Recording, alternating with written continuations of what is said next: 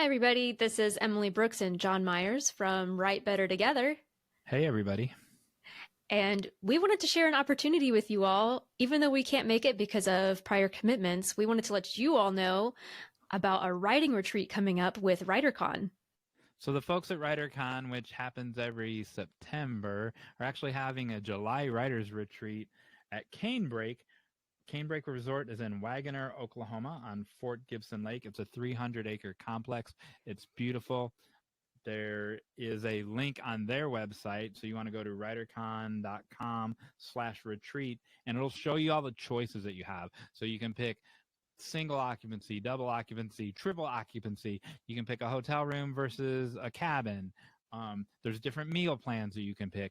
And of course, there's writer instruction. No matter what your genre is, there's something there for you. And we hope that you can make it.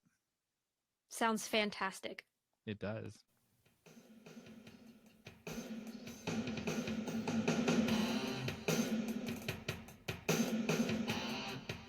Welcome, everybody, to Write Better Together. I'm Jon Meyers. Hey, look, everybody, it's Emily Brooks. Hello, Jon Meyers. Hey, Emily. What are we going to be talking about today? We're going to be talking about fear. But specifically, we're going to be talking about the fear of querying agents and networking and even getting out of our bubbles. But first, we're going to have a call to action responses. And then after our main topic, we're going to have a new call to action. I'm going to try to stump Jon Meyers with a factoid. Oh, boy. And then we're going to play a game. Yay. The final act. Is any of this going to involve pussy willows? Maybe next time. Maybe. We'll see. Okay. I know you got out of your bubble. I did, because we're talking today about the going to conferences and querying and pitching agents. And that's what I got to do 2 weeks ago. I went to the Tennessee Writing Conference, and it was great. Tell us all about it. Yeah. So for the conference, you got to sign up ahead of time to query 3 or pitch agents, and I picked 3 to pitch my YA fantasy novel. And what was fun this time, because this was my second time going, what was fun this time is that my writing group was there. And by my writing group, I mean one of the members of my writing group had signed up and then couldn't make it. And so the other member of the writing group took his place and took all of his queries. And then but the other person had... Did they pretend they were the same person, the other person? No, that would have been funny though. Okay, go ahead. But the other person has 2 writing groups, and so their other writing group came. And so instead of, like last time, I was just on my own and didn't know anybody, this time I had the guy I did know who introduced me to 3 other people. And then also I met a woman coming into the conference, because it was really hard to find. It was at the Music City Center, which is massive. In Nashville, it's like a building that's shaped like a guitar. It's huge. And my husband dropped me off and then had to circle the building to make sure I got in, because I couldn't find the entrance. For 8 hours, he circled the building. Yeah, for 8 hours. And so, but as I was looking for things, I ran into a woman, and turns out she also writes YA. And so we were already friends by the time we made it into the building. And that's kind of the fun part about writing conferences is some events you go to and you just expect not to talk to anybody. Like, I'm not going to meet somebody at the movie theater, but at a conference, people want to meet people. They want to start conversations and know more about you and share business cards. And so they may be introverted about it. And some people, if they don't want to talk, they're going to not do that. But a lot of people are like there was one woman I met who was just like, "Hey, where are you guys going to lunch? Can I come?" And we brought a whole little posse to lunch together from just... we just grabbed a bunch of people as we were leaving. Just here, come along. So in a previous episode, when you were talking with Bob Sines about this, you talked about your how much you've progressed and your ability to interact with other human beings. And that so it's Yeah. really cool to hear you say this, that you already made a friend before you even got there, just Yeah. by looking for the place. That wouldn't have happened, whatever, 3 years ago, right? Right. And I mean, one of the things I'll talk about today is I don't really have social anxiety very much. I do have it to an extent, but not, I wouldn't say I'm necessarily shy. Um, it can depend on my mood for sure. But I definitely would have, through generalized anxiety, maybe avoided social interactions because of not fear of the social interaction, but fear of just general fear that would make me not want to talk to anybody. Um, but now I've learned that even when I'm having generalized anxiety, talking to people is still helpful. It actually is good because it makes me feel like a normal person. I'm getting ahead of myself though. You're you're a very normal person, Emily. So I got out of my bubble. Uh, so the reason I said that about the pussy willows, if you remember in a previous episode, here's some pussy willows, everybody. That I got Yes. these pussy willows, and for Cynthia, they're the harbingers of spring, right? So they happen before. Like there's even like you can find pussy willows peeking up through the snow sometimes, right? And but when do they end? And I don't know that. Nowhere on the internet it says when they start, says when they end. And so I don't know when they end. So I know where some are in a meadow. And so I went to the meadow to find these along the side of the road. It's not like I went hiking through a meadow. And they weren't there. So are they gone? Will tell you that that's part of the beauty of Pussy Willow is its short span of flowering, and so it's like here I am, and then it's gone. So before we get to our call to action or Yes. yeah, our responses, I have something for you to do. Me or Yes, the people at home? you, you, Jon What? Meyers. What? I need you. This is a sneak preview for later on, but it's important that we do it now, and I'll explain that later. It'll become clear later. I need you to think of Oh, two different stories. They can be films, they can be or films or novels, but two very different stories that are fairly well known. okay. You can either name them now or you can write them down and remember them for later. Just two random stories. Yep. Um, you want me to tell you them now? Is that a choice, or you want me to save It's them your for choice if you later? want to reveal it later or you want to share it now. Well, because Michael Jamin is my hero, and he always uses Jack and the Beanstalk for a story. That'll be one of them. And everyone knows Jack and the Beanstalk. And Okay. then, since I know Cinderella inside and out, Cinderella will be my other one. All right. Awesome. Thank you very much. All right, we have call to action responses.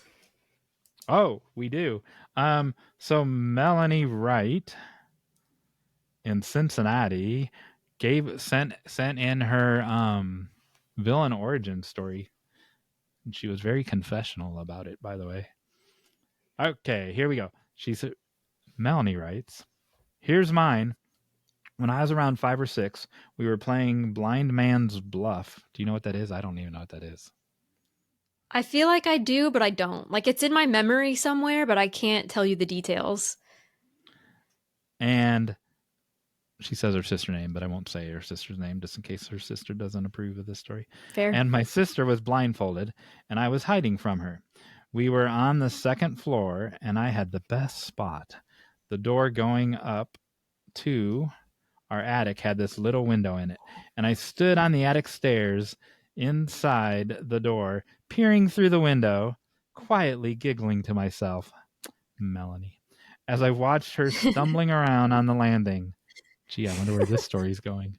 She got closer and closer to the staircase to the first floor, and as if in slow motion, she stepped off the landing and tumbled down the staircase.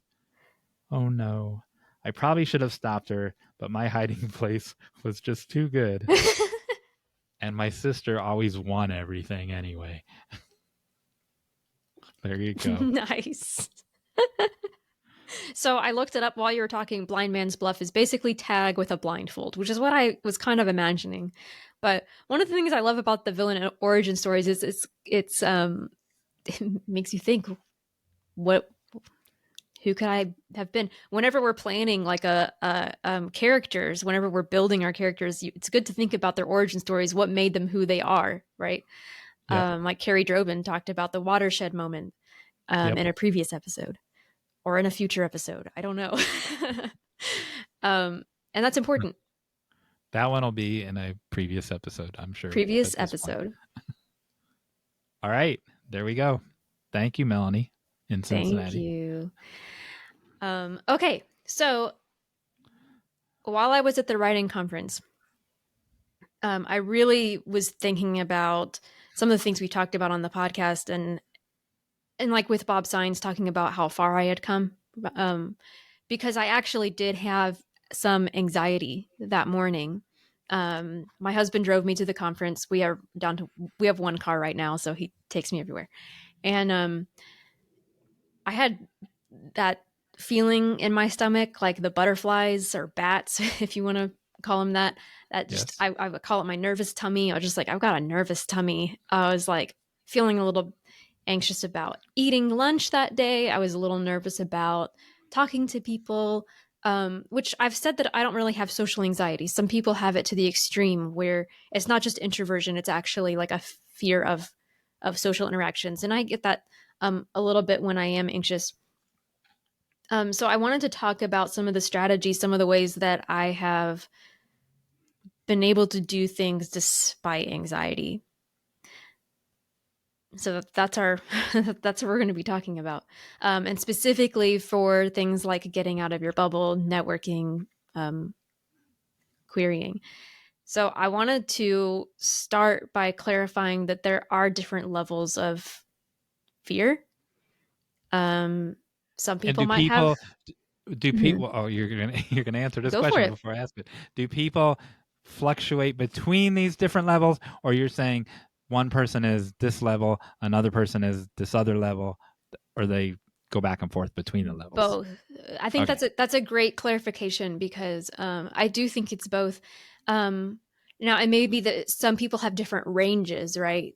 Like I'm the kind of person that my range is very high when it comes to anxiety, whereas other people might have a lower, like that stomach feeling that I had, that nervous stomach. That may be the extent to what some people have ever felt, and they're like, "Oh, I've had a little bit of anxiety." I grew up with generalized anxiety / panic disorder, and so I've experienced all like the heights of panic attacks, and not being able to eat or do anything is just completely debilitating. Whereas others might have more of the, like I said, nervous stomach or stage fright, or they may have a phobia that's very specific. Where they're not just anxious all the time, or whenever their anxiety is heightened, but they may be anxious about a specific thing, like going to the dentist.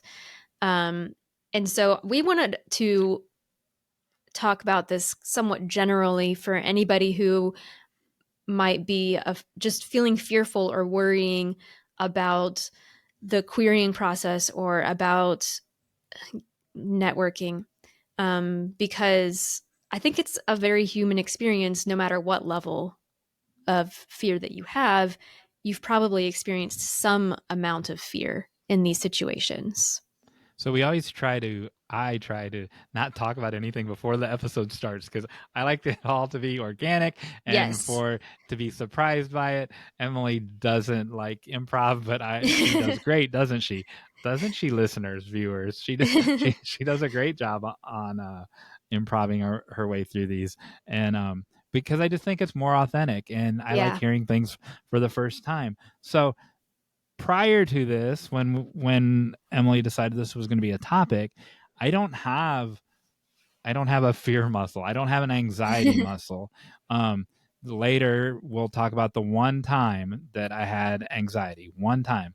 Um, and but I'm not trying to be like, oh, super He-Man or anything. It's just, it's so foreign to me. Like, I could be in a bathtub full of snakes or spiders. Like, I have no fear of heights. I'm like, there's nothing, like, it doesn't even register. And Yeah. and people think that, like, that's a pinnacle to strive for. No, it isn't, because it's just like, I didn't earn that, or I didn't learn how to do that over the years. Um, that is, it's just my DNA is different. However, when you were just talking just now, I have had 2 panic attacks in my life, and I forgot about them. Nothing triggered them. They were totally inexplicable. One was, I was driving through this cornfield. I think it was in Michigan, might have been in Indiana, and I got lost, Mm. and I wasn't. This was before GPS, and I wasn't even nervous, or like, I didn't have anxiety, but I had to stop, and I was like paralyzed, because it was this Mm. corn. It was like 8 foot tall corn on both sides of the car for an hour and a half, and I could Oh not my find my way gosh. out of this corn maze.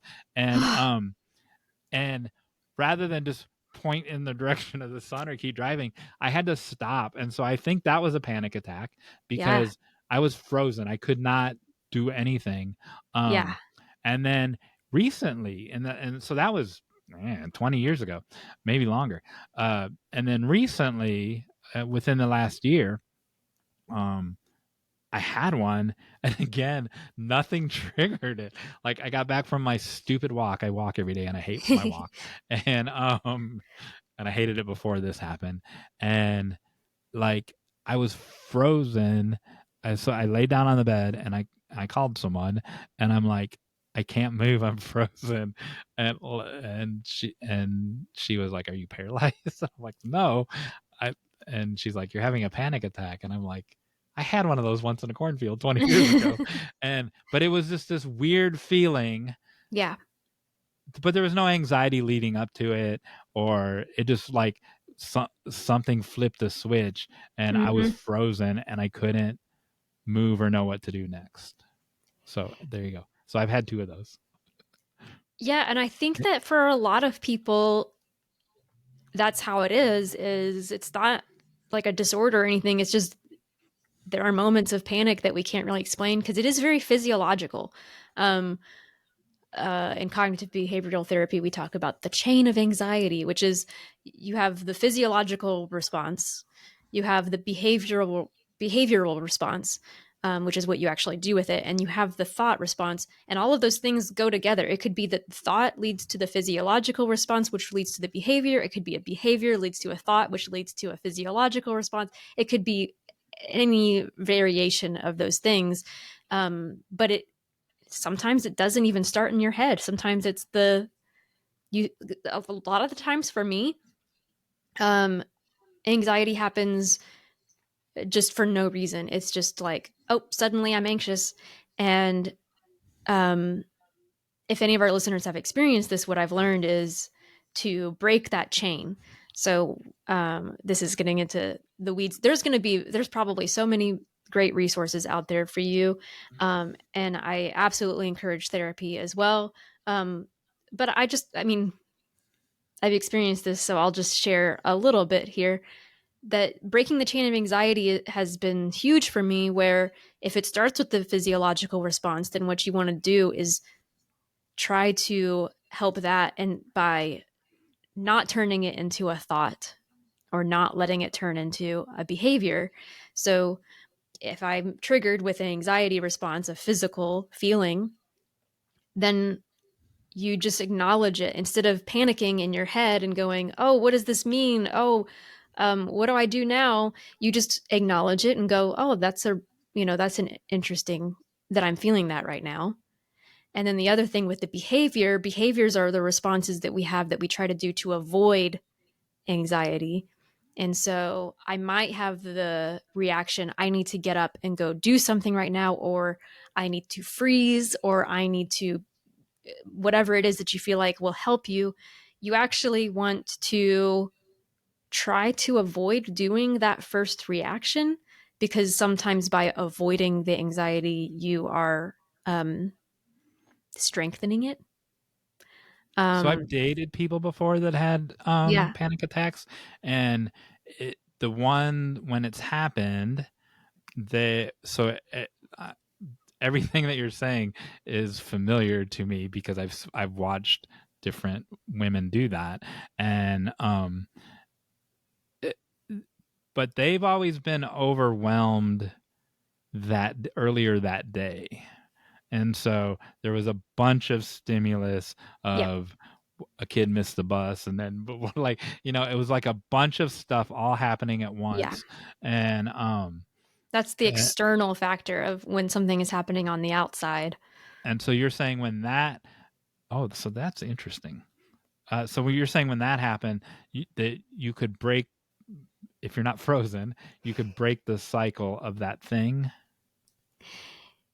Yeah, and again, I'm not an expert, so I can't give a response to every scenario. But for me, if I was going through a really stressful thing externally like that, um, and I that the way that that would probably go is that the external thing is happening, and then you start to feel the physical stress, and then your mind or external things are happening, your mind starts reeling, and then you feel the physical. But either way, um, it's about kind of treating and taking care of those responses. So if my mind starts going all over the place, then I may need to take a minute, breathe, quiet my mind, tell myself that, this is going to be over later. Later, I can go, you know, relax. Um, if it's a physical response, then I want to take care of their physical response. And sometimes it's the same thing, taking a moment, breathing. um,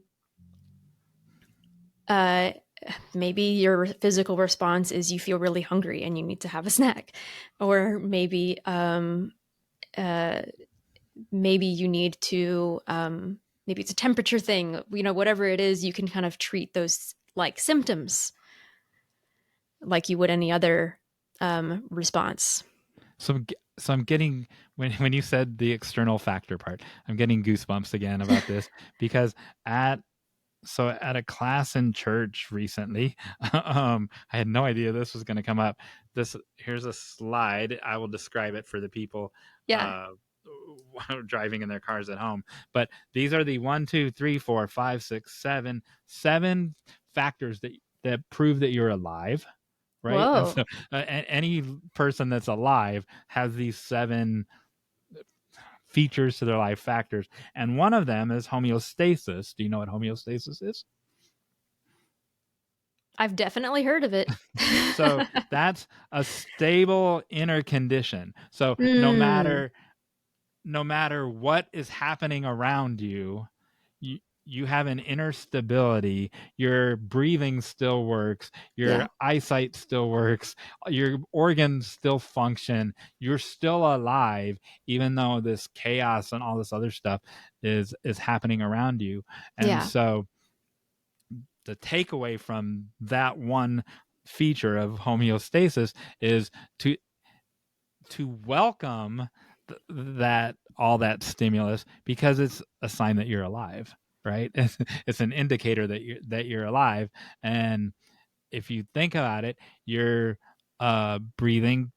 And now I guess there are people with anxiety where it's so severe where their breathing might shut down, but under regular conditions, you can look and say, "Hey, look, I am still breathing. I hmm still can see. I I can still taste things." And Yeah. so everything internally is still working. Yeah. And that's part of the breathing is scientifically like shown like this help really does help calm you down. Um and I think yeah, it almost is kind of a reminder of like, okay, I'm okay. I'm still breathing. But there's also physical things going on with that too.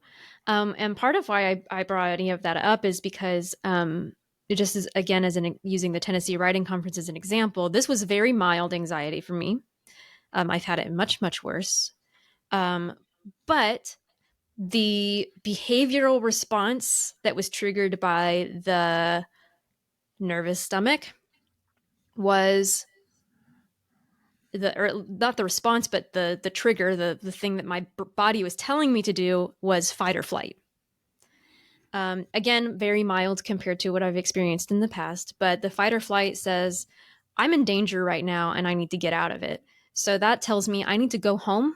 I need to go to my safe place. Let's not do this today. And so to break that chain of anxiety, sometimes you have to just do the thing. Now, there are times when anxiety has been debilitating for me when I have still done the thing. I'm not going to say that you should, always be forced to do the thing, but if you physically can, then do the thing. I'll use a more extreme example of the last major panic attack that I had was about 2 falls ago, and it came out of nowhere, completely out of nowhere. But I was in full flight mode. I didn't know, but I had nowhere to go. Like I was just at home. I was in my safe place, but I just felt like this sense of dread and like despair and all of this tied up with just like my body just going nuts. Um, and I had a party to go to that night. And I was texting my therapist and I was just like, I like pray for me and give me any advice that you can. And she said, if you can, go to the party. And I did. And it was one of my like it was a great memory. We talk about that party. It was a Sunday school class party, and we talk about it all the time as like it was just a fantastic memory.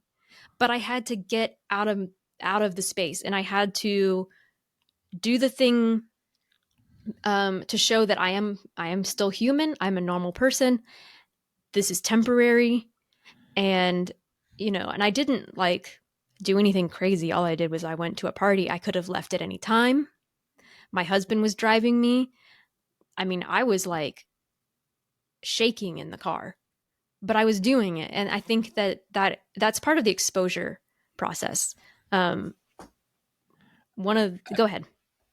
Well, I want to make sure that listeners and viewers at home, because I've said normal and Emily has said normal, and I don't want to other any other people to everyone's different, right? And so they're real. So I just don't know. I don't have the vocabulary I don't know the vocabulary to use to say no, under normal conditions, this happens, or these people would do this. I don't know the right way to talk about that. Lucy V. Hay is going to be on in a future episode and talk about her again. It's I don't know how to talk about it, so she's going to about depression. But Yeah, do you call it managing it? Do you call it struggling to live with it? Are you right. navigating it? And so she'll talk about that. So I'm having that same issue. I don't want people to think there's a normal and then an abnormal. So I'm glad you brought that up because the way that I'm trying to say it is not normal compared to other people, but normal for me. Okay, there you go. So when I'm having anxiety, like that's not my normal state. So it's kind of like acting as if I'm in my normal state. And so when I'm at the party and I'm talking to people, I'm reminding myself that I'm still just me. Because yeah, I agree that the it's complicated to use that word otherwise. Right. So that's not how I'm using it. I'm using it For you. for personally. Yeah. And that was the same with my 2 panic attacks that that wasn't normal for me.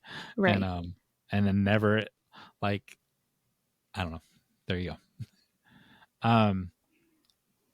Did I interrupt? You were going to say something else? So that kind of leads me to exposure. So when I was talking about going to the party and doing the things, um, if you are anxious about things, I would say that exposure is extremely important. That may be anxiety inducing, but what exposure does is it shows you that you can do it. One technique is that you can think of is move closer, stay longer. I actually learned this from a woman who made videos about horses and helping people deal with their fear of horses.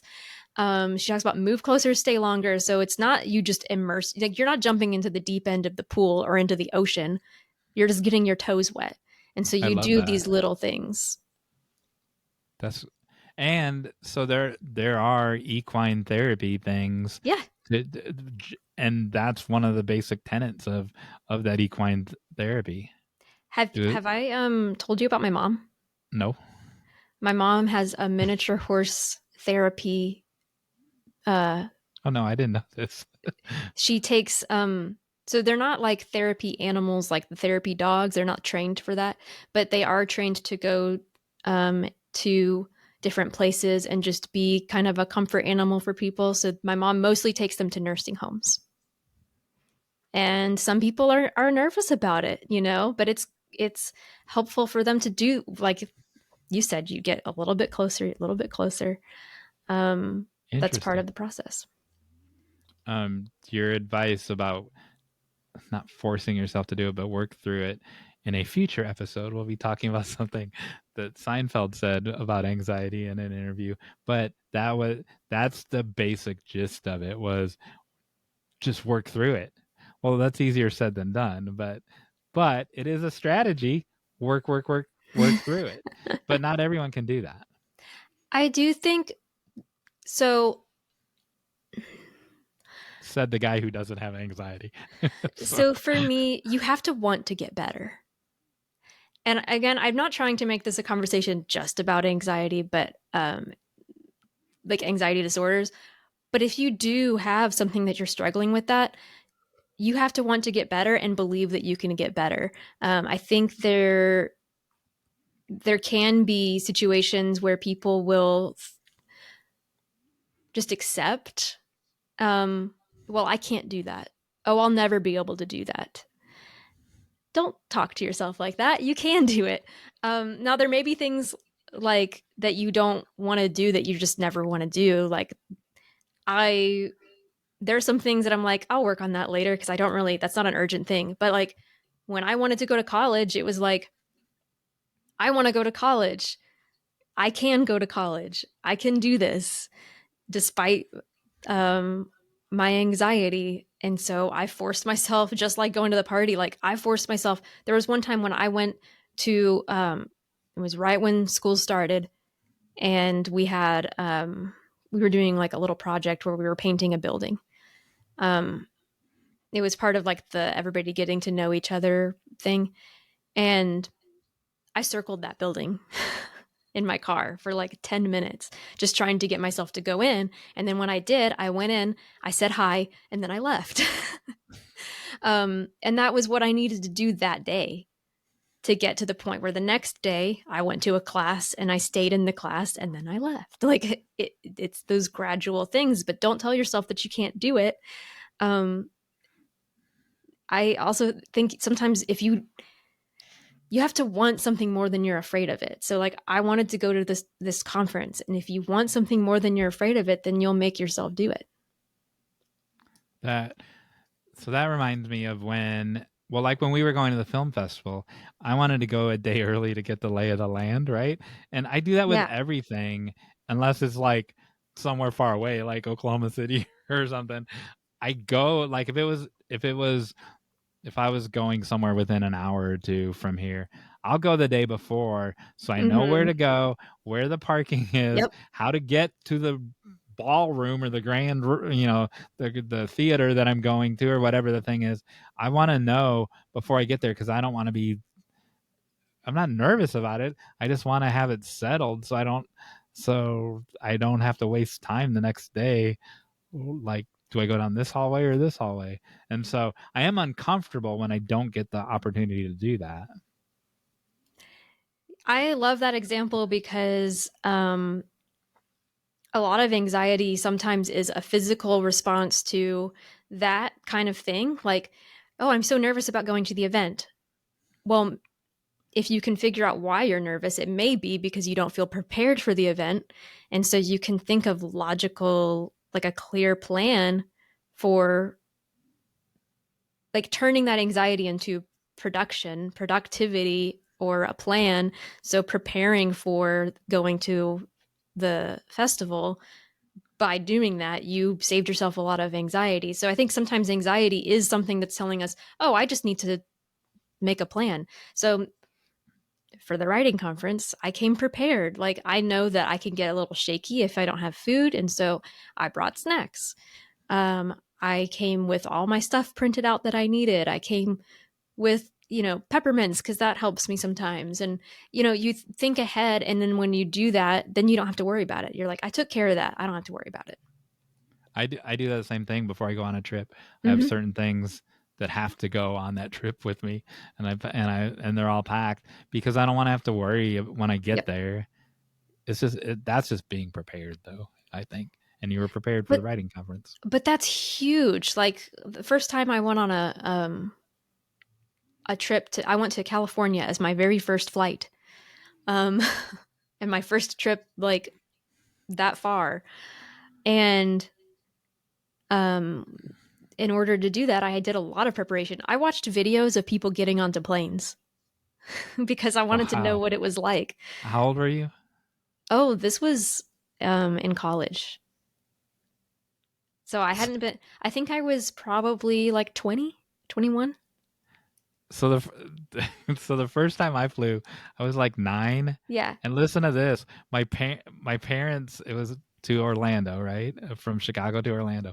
My parents put me on a plane by myself, and then my and this was before cell phones, and then my grandparents picked me up in Orlando. Like, they just put a 9-year-old on a plane, that's insane. and so I didn't know. Like, I mean, I've flown tens of thousands of times now, but I didn't know I was supposed to be nervous because I was only 9 years old. Yeah, I mean, we do learn to be nervous about things, right? Yeah, Absolutely, we do. that's wild. That's why I don't like to tell kids, like, oh, that's very scary, or you're so brave for doing that. I don't want kids to even think that they needed to be afraid, you know? No, I had a big family, and so we just drove everywhere. Interesting. Are you ready to show my video? Sure. All right. So this video, so the one time I was anxious that I could identify in my life that I was truly anxious, because like I said, I'm not scared of anything. Now, people that know me think that I'm scared of ticks because I hate ticks, but that is just like this intense hatred. It's not really fear. Like, Yeah. I could take a bath in a bathtub full of tarantulas, but I couldn't do it with ticks because a tick can so little it can get inside you and kill you, and you don't even know it. Where you can see a tarantula coming, I guess. And but so I hate ticks. So Yeah. if so, but set all that aside. Okay. Um, so the this is a video of Jacob Collier leading the audience at the Kennedy Center through an exercise, I will say, just an audience of normal people. Yes. And it illustrates the point that I'm going to make about the one time that I was anxious about something. All right. How long of the video do you want me to share? 30, you'll see when he stops. 30 seconds, Okay. maybe 36 or something. Okay. And then we can talk through it, or you can pause it. Maybe we should pause it once so we don't get demonetized. Okay.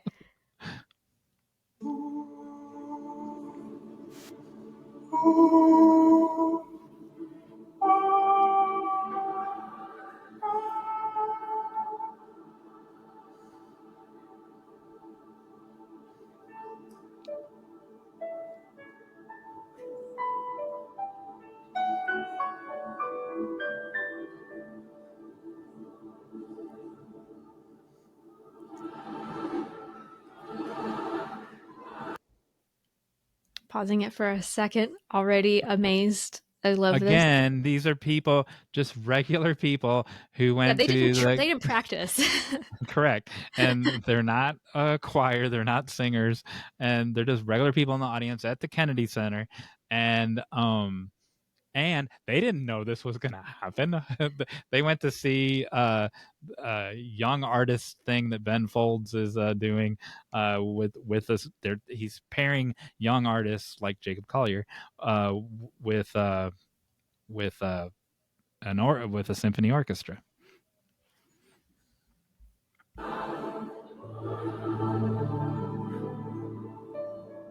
We should probably tell our podcast listeners that he's just like leading the entire audience as if they're a choir. That's good right there. That's good. Yeah, so he was doing the big conductor arm motions. If you're Yes. driving in a car and you can't see what we were watching, Yeah, and sometimes it we was forget just we're an a podcast. audience of what? Sometimes we forget we're a podcast. Yes, we're a TV show, people. Um, so and so there were 2,600 people in the audience, right? And because that's what the Kennedy Center holds, and it was full, and they had no idea that they were going to participate in this activity, and um, and what he did when you were saying that you don't like to tell kids, oh, you're so brave for doing that. Yeah. What he did was extremely daring because it could have failed, right? It Yes. could have been a giant disaster. Yeah. And now there are other videos where he's done it before, but the first time that he did it, who would know that 2,000 people could sound so wonderful and lovely? Yeah. It took guts. I hate that word. But it took amount of confidence and fortitude to pull that off. So the one time that I was anxious, a few years ago, it's been more than a few years ago at this point, I spoke at graduation. In front of 7,500 people. So it was in the basketball arena at the school, and so that you just saw 2,600 people or heard 2,600 people. So it was basically 3 times that many people. I was the only student on stage. It was like the provost and the president and all the deans and the vice president, all that, and I think you're going to say, well, no wonder you were nervous because there were 7,500 people there. Nope. Didn't bother me at all because I've spoken before, and I've told Emily this story. I've spoken in front of 5,000 people before. And so it's just a massive blur of people, right? It's not any harder to speak to 100 people than it is to speak to 7,500 people or vice versa. Yeah. So that's not why I was nervous. But so you had to submit your speech ahead of time so they could make sure you didn't say anything controversial or whatever, which I didn't have anything controversial, of course. Mine was super positive. However, what they didn't know is that I was going to pull a Jacob Collier, and at the end, so they had the script of the last 3 sentences I was going to say, but what I didn't put in there was I was going to make all 7,500 people repeat after me. And Nice. so one, it could have failed because no one could have Mm-hmm. done it. And I only told one other person, and she's like, you can't do this. No one's going to do it. And I'm like, watch me. You just watch me. And so I wasn't even nervous about that, but I was nervous about getting in trouble. I thought I Oh. would get in trouble because no one's ever done that before. They have a handler that like kind of you go through this door and you go up and you have to walk up this on the stairs this way and you go past Yeah. the flag this way. And so I asked the handler, has anyone ever done a call and response? And she's like, what are you talking about? What are you, crazy? And so and that was like at the last moment, right? And so she didn't know why I was asking that. And so I go through the whole speech, and the provost at the time, who I loved her to death, I won't name her, she's passed away now. She kept turning around to me because I was the person behind her, and I was the only student on stage of these 40 bigwigs on stage, and she kept turning around on me and making fun of whoever was speaking. And so there was always someone up at the podium, some dean or whatever, and she would be like, oh yeah, he's full of himself. Like, and she just kept like every person she made fun of. Oh and no. no. And she picked me to to be her audience for her jokes, and it was Oh so no. wonderful.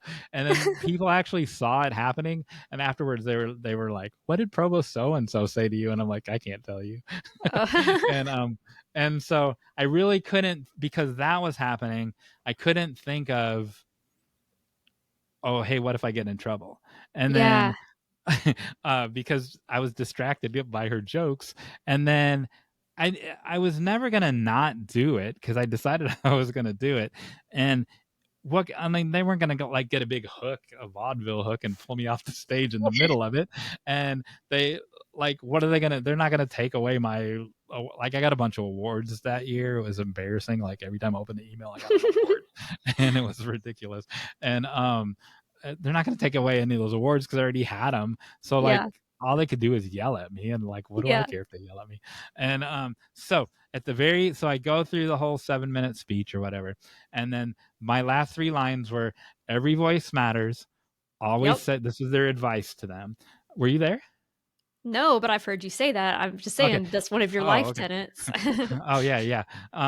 Every voice matters. Always say yes. Like whenever anyone asks you to do something, always say yes. And then we're all in this together. And this was before the pandemic, right? Then we Wow. really were Yeah. all on all this together. And so, but I did exactly what Jacob Collier did, and I had my arms up. And I'm like, all right, everybody, I've already taught you these 3 tenets. Now repeat after me. Every Yeah. voice matters. And then 7,500 people went, every voice matters. Always Wow. say yes. 7,500 people went, always say yes. And then we're all in this together. And 7,500 people said, we're all in this together. And it was a giant success. And just like it was, if you read the comments underneath that video of Jacob Collier, there were people who were there who were like, this was life changing. Wow. Like, like to see this happen and to see someone take command of this crowd was life changing to me. Yeah. And so that's my takeaway from this. And it actually involves Mo, who was a Yes. previous contributor to this podcast. So afterwards, just a ton of people swarmed me, and it was like, I had to keep my ego in check, right? And they're like, that's the most amazing thing I've ever seen. I've never seen 7,000 people all repeat after me. Like, just total strangers were like, wow, that was so brave of you. And like, it really wasn't brave. It was just, I was afraid I was going to get in trouble. But then once it was a success, anyone that wanted to yell at me, they'd have been a fool to yell at me because like the crowd responded so well to it, right? And so I didn't have to worry about it. And but so Morgan Stevens, his mom came up to me, and so I don't know how old she is, but she's a mom, and said that because of that, that I inspired her to go back to college. And I was like, what? That's And so amazing. I'm like, you're kidding me. And she's like, no. And she said, I've never seen anything like that. And so we had a big long conversation. The next day I went to the grad school people, and I'm like, okay, send all this information to, I don't remember what her name was now, sorry, Mrs. Stevens. And send this to her. So she got all the information, and she was in some kind of civic, like, peacekeepers, like Peace Corps kind of thing. And so Yeah. she had commitments to so she couldn't get out of those commitments to go back to college at the time. But then Mo read all that stuff that they kept sending her mom, and that's what convinced Mo to go to grad school. Yeah. And so he would have not gone to grad school after he got his BA. He would have never got his master's if it weren't for me giving that speech, which had his mom come up to me, which made the grad school send the stuff to his mom, and then he read it all. So you don't know, like, that's, if you let your anxiety like keep you in check and stop you from doing things, you don't know what could happen if you didn't do the thing.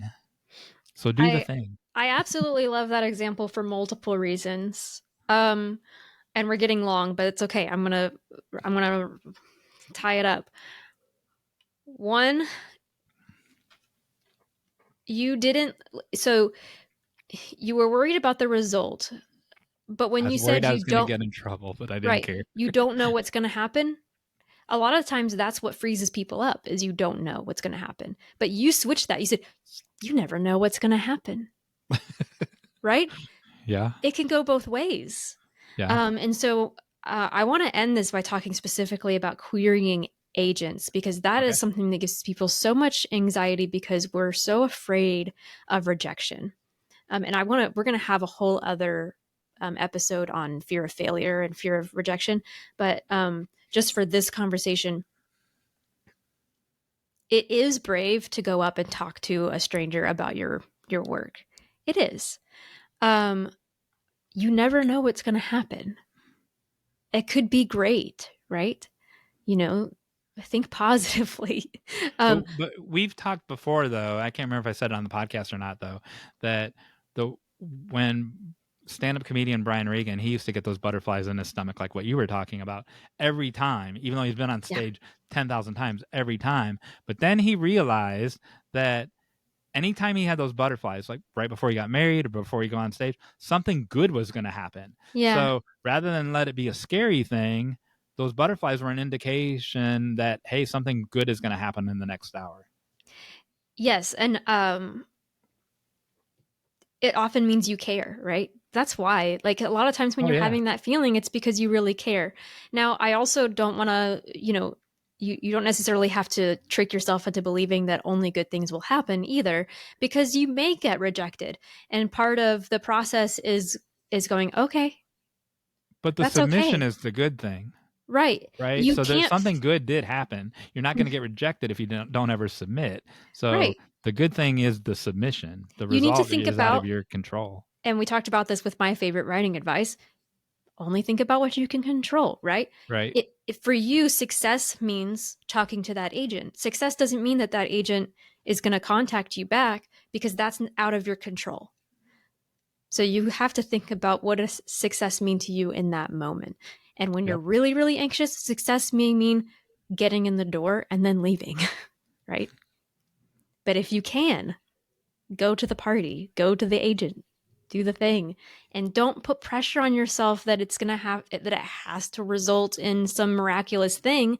It might, like it you might end up hearing back from the agent, but also if not, you learned something and you grew, and that in itself is a good thing. Yep. I agree 100%. Hey, Jon Meyers. Yes. I'm not anxious about this next minute or two You at all. shouldn't be, because guess what?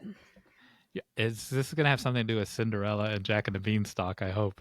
Nope. I'm going to be That's I'm going to be Emily and like try to reel you back into something that came up earlier. so. What do you know about sourdough?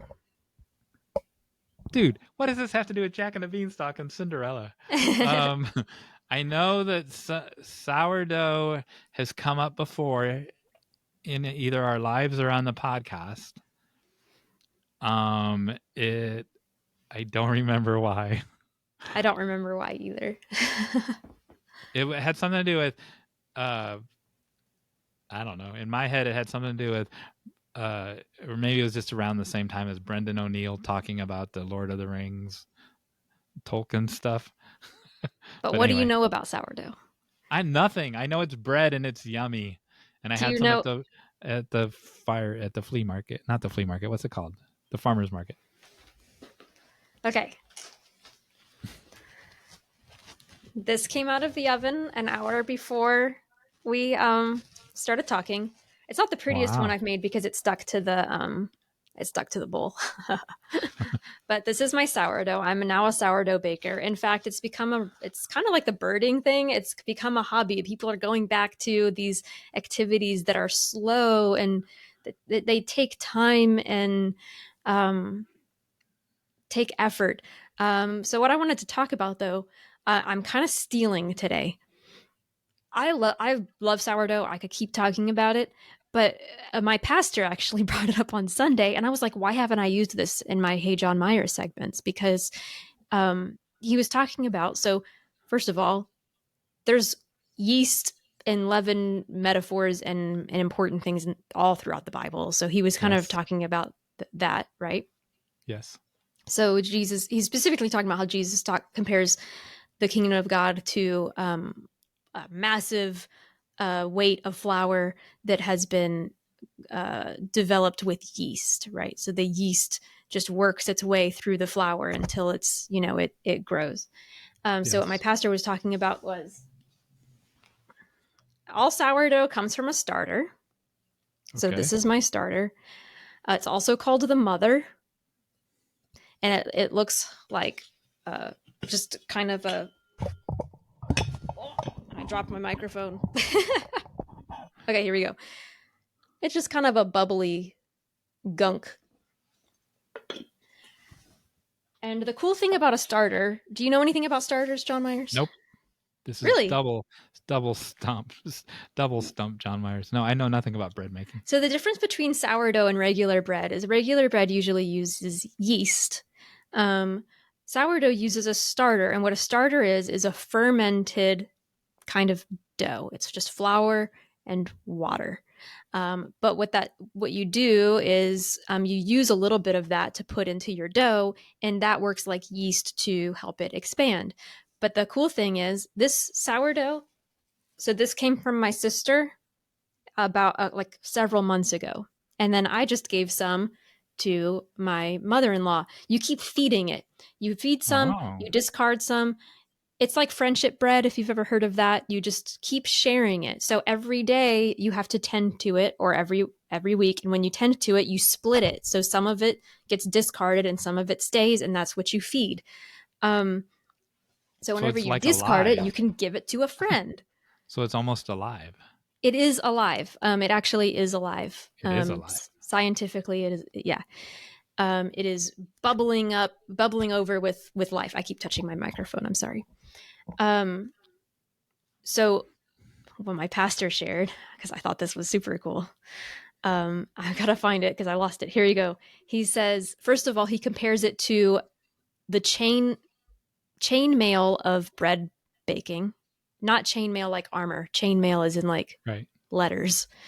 Right. So it's a language. It's a language of friendship. But then he also says some bakers have starters that are generations old. One of the oldest starters dates back to 1842 in Poland and is still being used every day. Oh my gosh. Yeah. You need to get some of that. I know that the children, so they call it the mother because it's going to have children. So it's like the children of this 1842 starter that they're still using it. So fermentation is just amazing. It's becoming more and more popular, and I love it. And also I get to make really tasty. It makes really, really good bread. I have a feeling that Cindy Begel, the writer from Laverne and Shirley and Happy Days and all that, I think she's going to love this story. Oh, nice. It sounds like something that she would love. Perfect. That's amazing. I've learned something. Yay. I love it when you learn something. All right. Before our game. Yes. I just want to remind our listeners to write us a review on your podcast listener, to ring the bell over here, to subscribe, make sure that you stay up to date on our episodes, and also help other people find us. Guess what? What? Someday it's my dream that you won't have to deliver that. Yeah. That call to action, which you still have to deliver a call to action too, by the way. Before we You're play right. the game. I do have to do that before. I know, but someday you won't have to deliver the ring the bell call to action because Winnie will do it in her own voice. Winnie, this is the first time Winnie has not come in on us. Usually she scratches the door and comes in. So it wasn't meant to be for today. Yeah.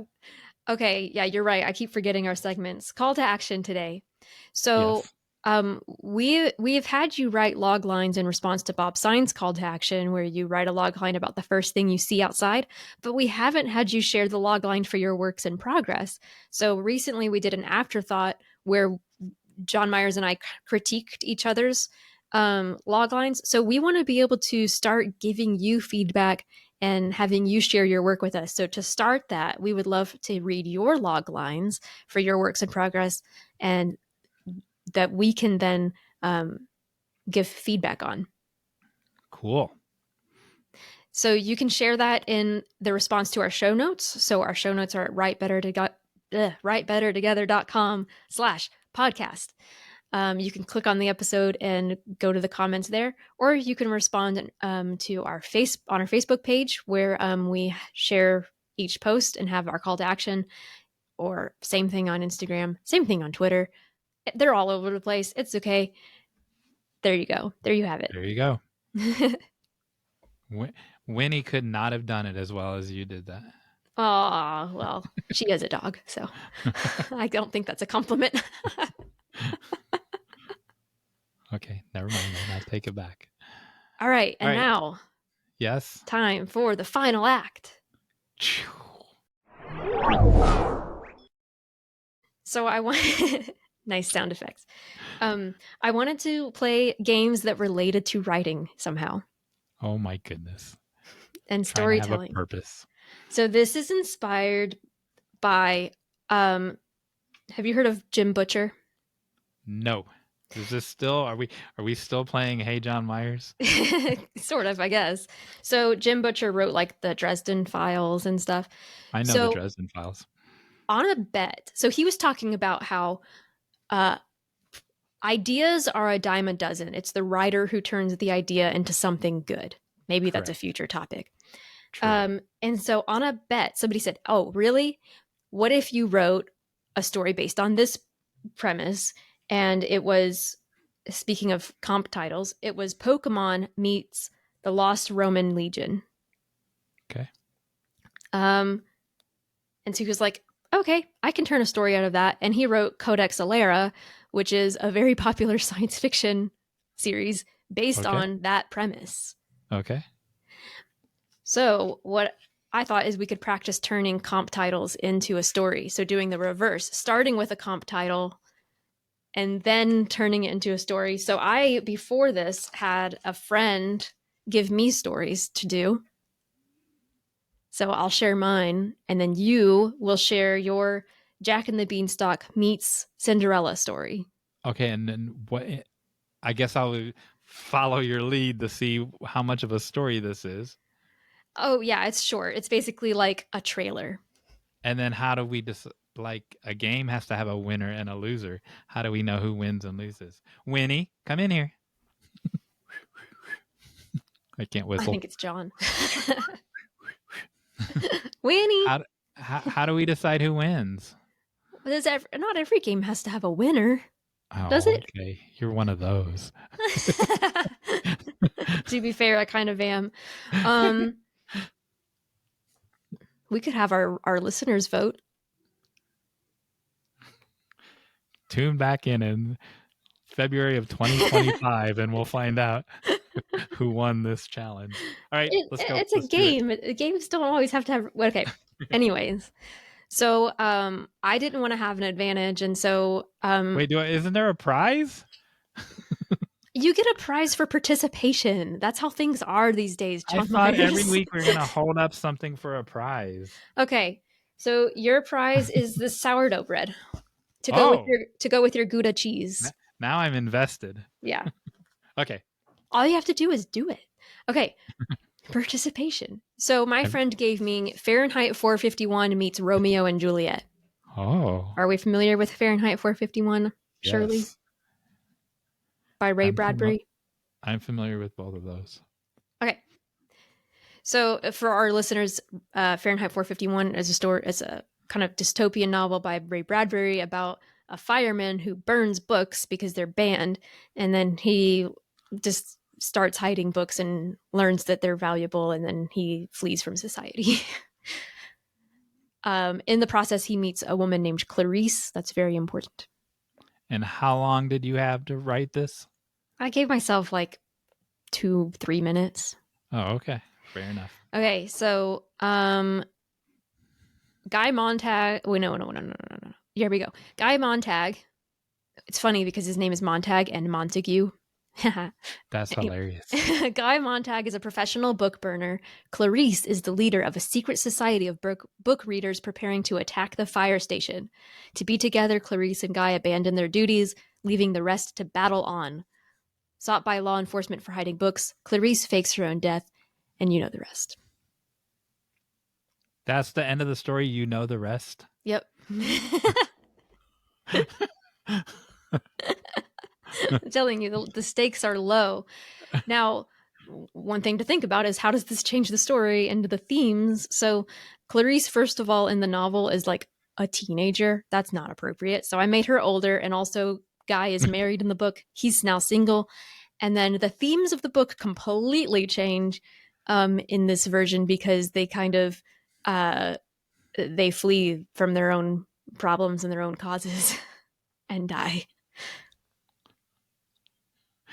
And So there you go.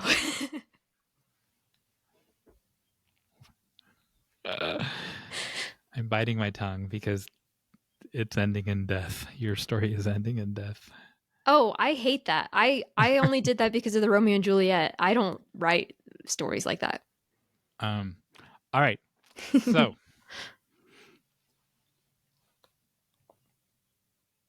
Jack and the Beanstalk meets Cinderella. So it's a mashup between those two. And I'm telling you the premise. Is that what I'm doing? Just describing what the story would be. It doesn't have to be like a And then log. and then at the end I go, and you know the rest. Yeah, And they all die. we know how it ends. Yeah, but do we though? Because I'm taking this too seriously apparently. Because Jack and the Beanstalk ends differently than Cinderella. Right. What I did was I like fully mashed them, but usually when someone says this meets this, it may be that they're only taking the setting of one thing and the characters of another thing, or they're taking the main concept of one thing, but they're putting it in a different. You know what I mean? Like it usually it's one thing and the other. Whereas I kind of did like a full mash. You can choose how you want to do it. For the next episode, I have the easiest game in the world planned for you. You're going to be so regret this this game because I might have to shelf that easy one. All right, so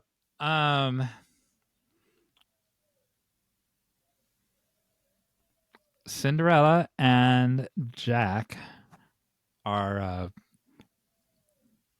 brothers and sisters, and so there are two moms. There's Jack's mom, who is their birth mom, and there is the evil stepmom, who is not their birth mom. And you know how it starts, that Jack is sent with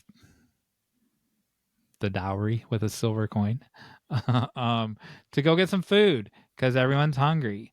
And in this version, Cinderella has to tag along. They come across, I don't know who sells them the magic beans.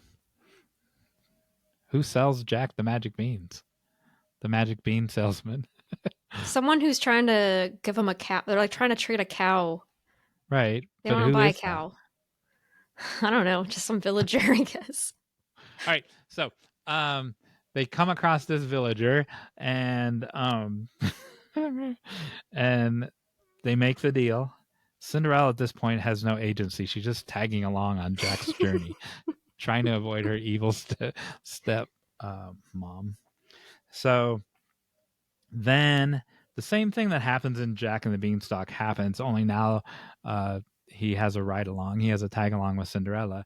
However, when the stalk goes up into the clouds and they come across the giant, notice that the giant is an evil giant, just like the stepmom, and a not just like any giant, just not like your everyday run of the mill normal giant, but the most evil, the largest giant, the most giant of all giants. And Cinderella says, Jack, take the back seat. I got this. I dealt with my stepmom for however long I've dealt with my stepmom. I've got this. And I don't know what she does. She does something. She gets the goose. From then on, it's her story because Jack was just like not capable of thwarting the giant.